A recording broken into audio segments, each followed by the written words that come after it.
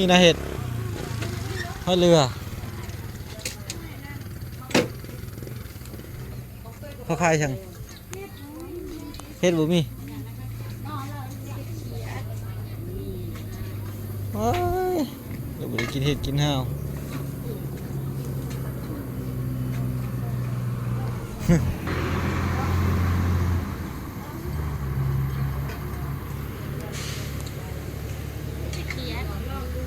เห็ดใช่เขียด เฮ็ดเพื่อนเขียดหรอกินเขียดหน่อย เขียดน้ำเต้าน้อย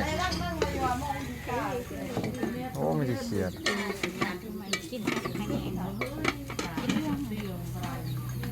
เปิดซื่อๆว่าช่องจะได้ไปตัวรถไทยอันนั้นรถไทยคือน้ำจิ้มไปจากข้าวนี่เขียดเรื่องน้อม อันนี้เขียดยังเขียดเรือ เรื่องเรื่อง โอ้นี่ตัวเล่นตัวทะเลเด็ดตัวเล่นอันนี้ตายแล้ว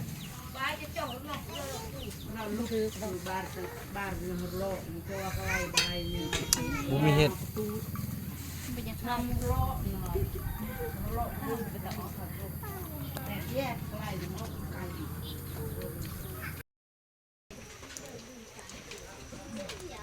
ถ้วยทะเล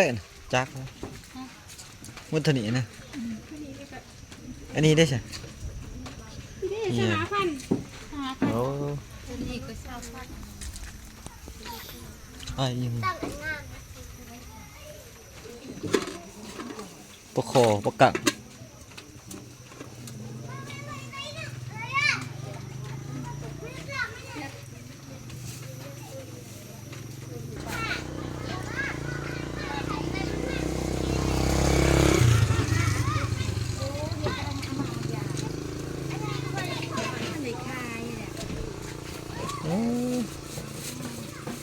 ขี่รถมาตำบักไก่ได้ทงเดียว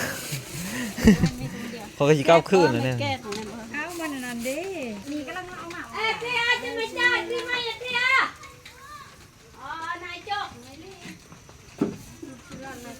ได้ทงเดียวจักทงก็มี10,000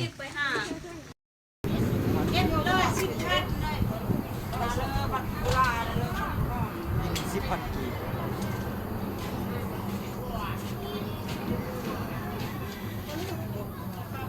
220 หาอันละ5,000ลูกชาบไปนั่นแหละมี5,000บ่มี10ตัวนี้งามมันเป็นน้อยใหญ่อ้าวกระซิบก็ผาเนาะ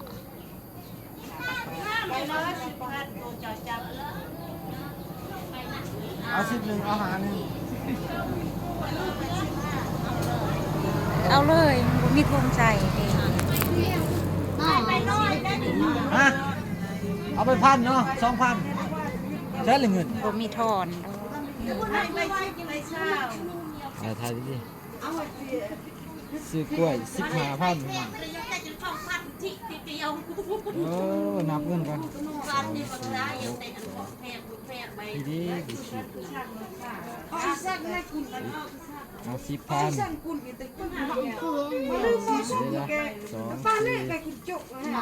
ไปเลี้ยง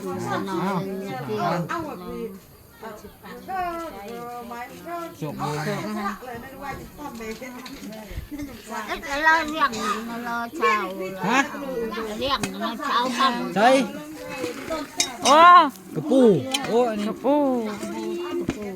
ขายของที่ไหน คาลัมกระปูนักบูดบูด เด็ดมาได้อ๋อโอ้บ่เห็นมาขายเลยท่าน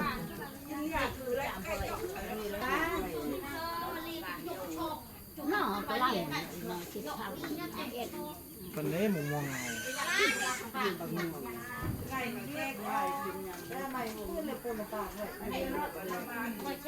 เอาช่วยมากนี่เลย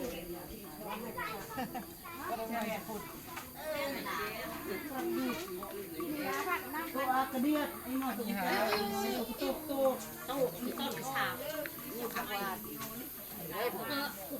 อยากเห็ดบ่เห็ดมาขายเดี๋ยวไปก้นในโดม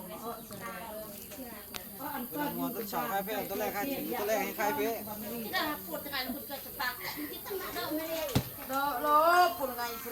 ภาพบรรยากาศผู้หารักพี่น้องงามเลย10 กว่าปีเบาสิริพลบ่ได้มา ขึ้นมาหมู่บ้าน ก่อน เธ เค อย มาเฮ็ด เธ แบ อบ แท้ เรียกว่าบ้านจะไงปลอกตับหน่อบ้านไงปลอกเลย วิถีชีวิตของชนเผ่าลาวเทิง ไม่ ค้า โดน ขาย ไง แบบนี้แหละ ก็ว่านี่หน่อตัว ค้าขายพริกมะเขือปลูกเองบ่ต้องซื้อปลอดสารพิษนะครับก็ยังมี ไอ้ไม่ได้ตุกตุกมันง่ายอย่างแม่เตี้ยวมันคือ สารพิษ เนี่ยแหละไม่เป็ดต้องเขาคือไอ้เส้นอีก ตรงหนึง10,000 กีบ ต้องได้หน่อไม่อยาก ที่เป็นเงินไทยก็ประมาณ20 บาท ตั้งบ้าตั้งไปปวดไม่ต้องเลย วิถีชีวิตชนเผ่าเขาค้าขายแบบง่าย ชาติไว้จะแรกโอ้ยเลียนไรแล้วเนี่ยจังเลยมาจีเดอ ๆเขาก็สิเว้าภาษาชนเผ่าเนาะเว้าเพิ่นกับพัง ไรมันชอบแค่ไปมาไม่ได้ แต่ก่อนเคยมาอยู่เมื่อ10 กว่าปีที่แล้ว แต่ว่าบ่ได้มาเฮิงนั่นแหละอยากกินเห็ดมาซื้อเห็ดเพิ่นว่าต้นเสาขายแพงต้นแรกขายถือต้นแรกให้ขายแพงได้เห็ดทุ่งเดียวพี่น้อง5,000 กีบต้นเสาถือหลายแต่ว่าต้นแรกบ่มีเดี๋ยวกลับเมื่อสิมาซื้อเอาหน่อไม้ไล่อยู่ข้างทางเห็นหน่อไม้ไล่อยู่เอามาแกงอันนี้ได้อยู่หมอน้อยนึงไปครับลาบอะไรหวดสาวพากระสาวหามันต่างกันมึงได้คือสาวพากระสาว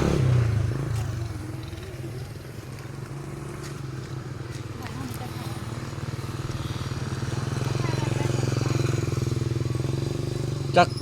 30บ่งามอยู่ดิพ่อ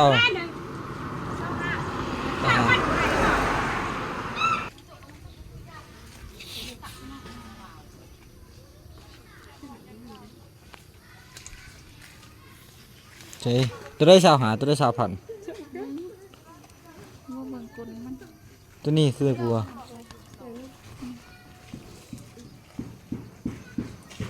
อิหยังนี่โอ้กบปลาคอกระต่ายแล้วปลากังปลาตายแล้วเหลือแต่กบโอ้ทาผู้สาวขายหวดต่อกับบรุษผู้สาวก็ดิสาวเสือแดงสาวขายหวดถ้าผู้ใดสนใจก็มาอุดหนุนช่วยเพิ่นเด้อ นี่ก็ปีก แปะบงก็ไม่ไล่ก่อนพี่น้อง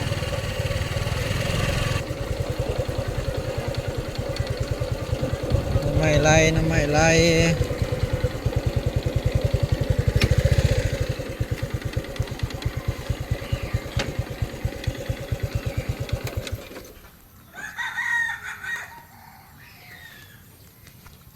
สามจะได้น้ำไม่ไล่15 2 3 16บ่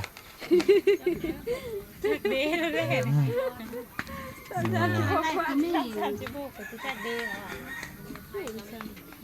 นี่ช่างน่ะยิงลมก็คือตัวหน่อย มาลีอ่ะ อันนี้บ่แม่นลูกดอกล้านมันอันนี้ก็หน่อยแท้ ไล่ไปได้เลยฮะ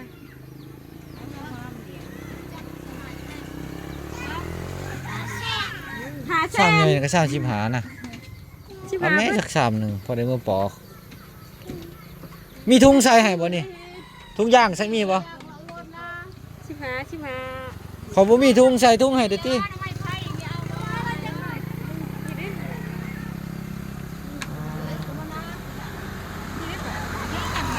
ลายๆนี่นะ ก็เลือกเอาตัวชด เลือกลายซ้อน ๆนี่ลายตัวสีชดๆนะ ไม่ลายบ่หนีบ่นี่ ซ้อน น้าทำไมสอน ไม่ลา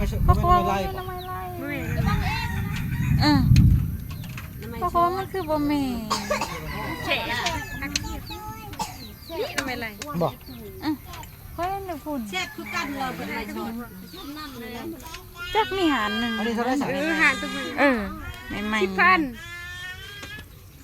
เนาะ 10,000ว่าเอาหมดนี่ เอา2 3 20ยายอิดยายมาให้10,000นะ มันอันนั้นคนนะ คิดเลยเอาแล้วหมดได้ คุณนะต้องหา ยากเลยขาย รีวิว